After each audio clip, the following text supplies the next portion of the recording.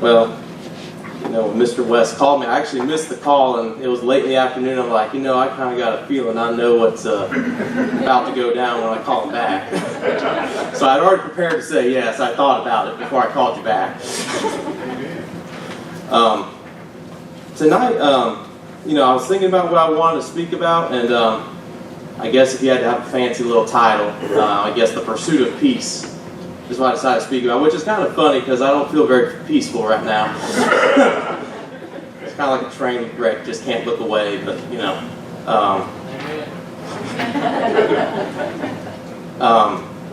in everyone's life, at some point or another, though, I believe there is a search for peace. After all, who wants to live in the chaos for their entire life with no, break from the world and all the troubles it throws at us?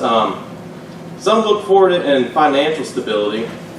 If they could just, get things right in the checkbook and just have enough money, things would be all right. Some people look to meditation or, something like that where I can just clear my mind and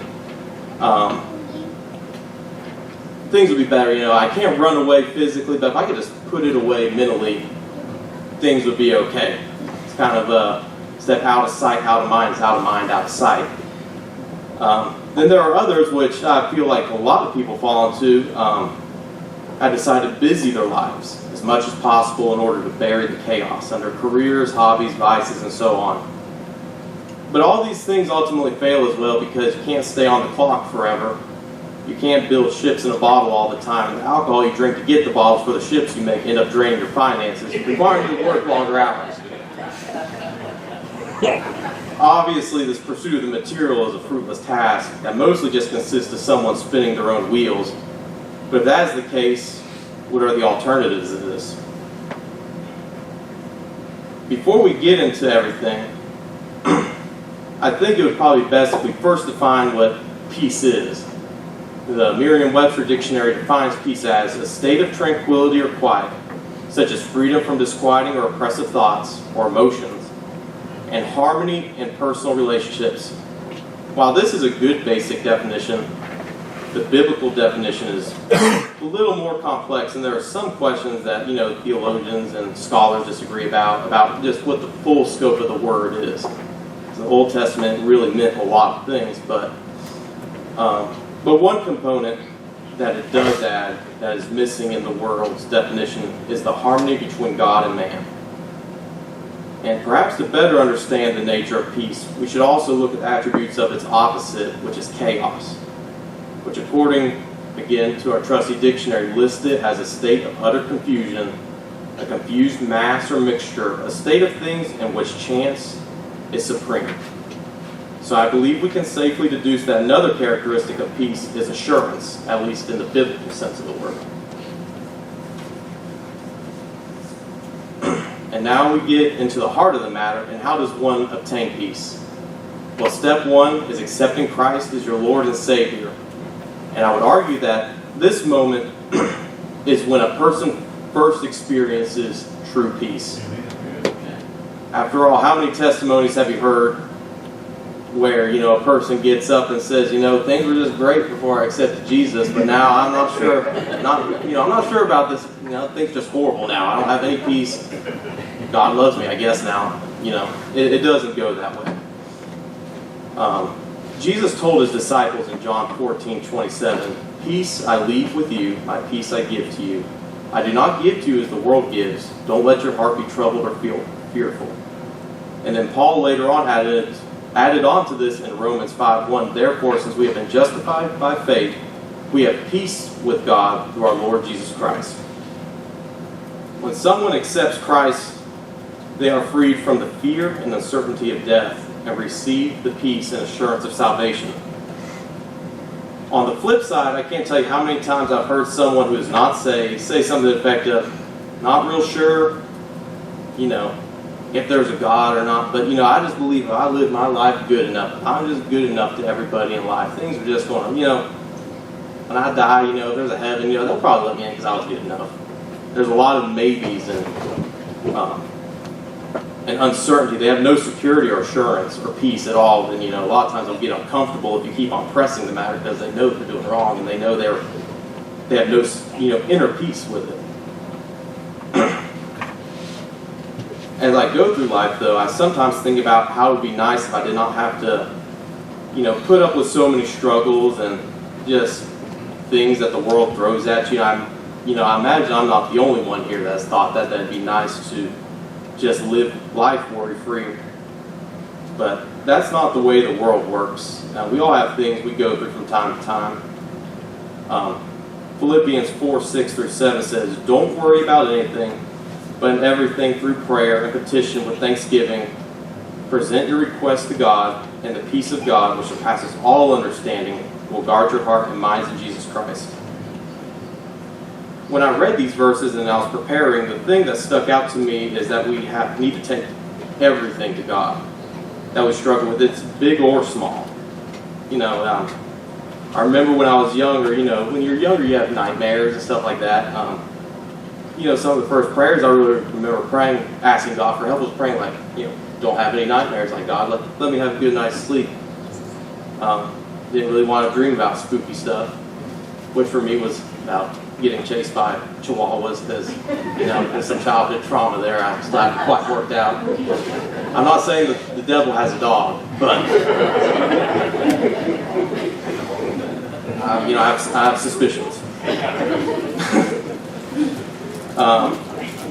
And sometimes, you still do stuff like that. You ask God, like, Lord, let me have a good night's sleep. I'm stressed out about stuff. But then I also thought, do we still ask God for help in the little things in life, or do I still ask God for help in the little things? Because it's good, easy to go to God for the big things in life, because they're right there. It's a thing where it's like there's a big sign that says "Ask God for help," more or less. It's somebody's sick in the hospital, or you have a job interview. There's a major life event that you need to ask God for, but it's easy to think that you can handle the small things by yourself, to be honest, I've met a few people that I thought could maybe, wrestle a grizzly bear or something. But I've never really met anybody that I thought could fight off 20 angry raccoons at the same time. The small things are what's going to tangle you up and compound together, and soon you feel like you've got nowhere to turn. So that is why it's so important to bring everything to God and ask for peace, even for the small things. Then there's the peace that comes from being in God's will. For instance, when I was asked to speak tonight, I had another subject that I was contemplating on speaking about, and I've actually been thinking about that for a while now. But no matter how I tried to make it work, things wouldn't fall into place, things wouldn't work. I couldn't really find verses I liked or really illustrations that, and then, it was kind of funny because, Mr. West gave me a little bit of time to think, he asked me, but then I was like, oh, you got a little bit of time. And I'm like, okay, yeah, that's fine. I got it. But then a week went on and things got a little closer. I'm like, oh, this ain't going to work. But, I prayed about it and I asked God, to show me what He wanted to speak about. And then, a couple days later, I was listening to somebody speak about something totally different, but, it was clear what I needed to do. And, my mind was put at ease about it, and, things just seemed to flow pretty easily after that. And this kind of feels kind of similar to my previous point, asking God about the small stuff, but then I thought, what good is asking God for help if you're not going to listen? That's the second part,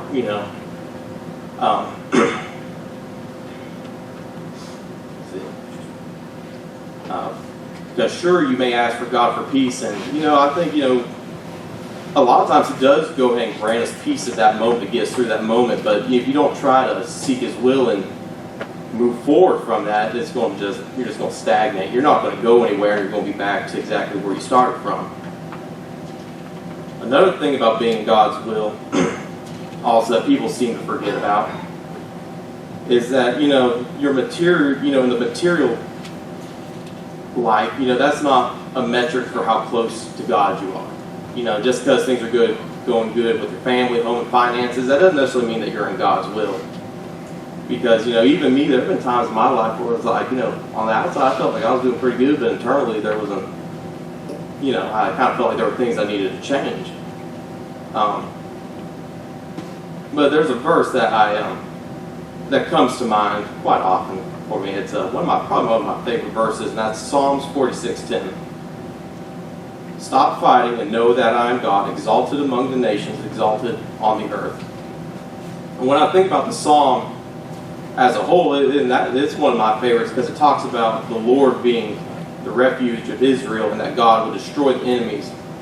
But what's striking to me is at the end of the day, what is his instructions to the people? And it's, depending on what translation you use, stop fighting, striving, or be still. Just, God will show you the way through the confusion. Because if he wants you to do something, he's going to make a way for you to do it if you're willing to trust him. I was thinking about, something that, happened in my life. When I decided I wanted to go back to school, oddly enough, I thought it'd be cool to be a paramedic. I don't know why, I just thought that'd be something I wanted to do, but as things got closer to where, it was time to enroll, I'll notice something in me said, I want to sign up for the computer program instead. Don't know why, but that's what I did. And at the school there, they have two different ones. And I remember, kind of kicking myself, being like, I should have went into the second one. I should have signed up for the first one. The second one probably would have been a better fit for me. But, it was what it is what it is. Signed up for the first one, whatever. But just a couple weeks into the semester, I get called to the office. And I'm thinking, this isn't good. Being homeschooled my whole life, I was not really prepared for the emotions that I felt. Then, it's like, I don't know, going to the office was a new experience for me. Just was sure that all these kids were looking at me, all these 30-year-olds, just like, oh, he's a bad dude. But when I got there, I found out they called me in there to ask if I wanted to switch over to the other program. And, I hadn't told anybody, at that point that, I had any regret of signing up with the other one. But not only that, they told me if I did switch over, I would get, more benefits and aid, and it would look better and everything. And when it was all said and done, I still ended up with both degrees in both programs because they were so close together. I went and took all the classes and got it done. When I think back on that, I'm always amazed because at the end of the day, I really didn't do anything. God had already just lined up all the doors, everything lined up. All I had to do was trust him and follow and walk through the doors he opened for me. God's going, if he wants you to go somewhere, he'll open them up for you. Now, you may be wondering what the point of all this is and why it's so important to have peace. Obviously at face value, because you probably do not want to, you don't want to go through your life miserable. That should be a good enough reason to seek God and get peace, but I would argue, however, the most important reason is because that allows Christ to show in our lives. A quote that I like, that I found that, I sometimes quote is, there was an old priest over in Europe named Seraphim Sraf who said, "Acquire a peaceful spirit and thousands around you will be saved." The Bible verses, the Bible is full of verses that command us to be separate from the world and to act differently.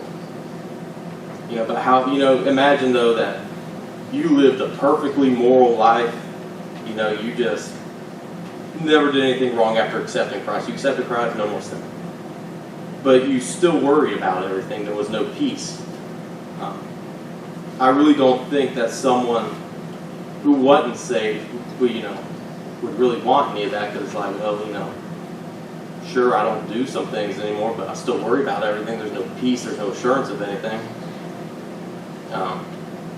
In my life, the people I've met that I knew were, I've met people before, and I'm sure y'all have too, that, you meet somebody and you go, man, I know that person's saved. You don't, there's something about them that just is different. You know, I've had friends that way. Like before we even talked about, you know, Christ, it was obvious that, you know, they were different. You know, I didn't write this down, but I kind of thought of a story at the last minute. As some of y'all may know, I worked at a big box hardware retailer, and I wore a lot of orange in that time, so that should tell you where I worked. But I remember getting a call like, Garrett, you're needed to help someone. You know, there's a customer that needs assistance. And so I go over there, and there's a gentleman there. He's, you know, the girl's there helping him. You know, he needs just something. He just needs a fastener, like a screw or a bolt or something like that. And, you know, and we talked, and I'm like, well, what do you need this for? And he's like, oh, I'm an Episcopal priest. I'm like, oh, okay. And even before that, I knew there was something different about him. He just had a demeanor about him. I walked up to him, he just spoke differently, just acted differently, you know. And the girl that was helping him was a very, you know, when in the break room, she was a very vocal atheist. And as soon as he said that he was a priest, you could just see her skin start to turn inside. And never mind you that we didn't even talk about religion, but she was just uncomfortable being in his presence. And it actually turned out what he needed was, he was going to a funeral, he lost the fastener for his white collar. And so I was like, oh, so she just was like, oh, he's sure enough religious. But I just, you know, I was struck just by how much peace I felt off him, and just, you know, I firmly believe that one day I'm going to see him again. You know, I was only with him 5 or 10 minutes, but it was just, there was no denying that he was different than everybody else there. And, you know, I was thinking as we go into the world, you know, throughout our lives and out of the week, I hope that we all seek the peace, you know, in God, and through that somebody might see that we are different and, you know, want the same assurance and might ask us how to do that. But anyway, that's all I got, so I guess it's on to the main event. Joe Barfield.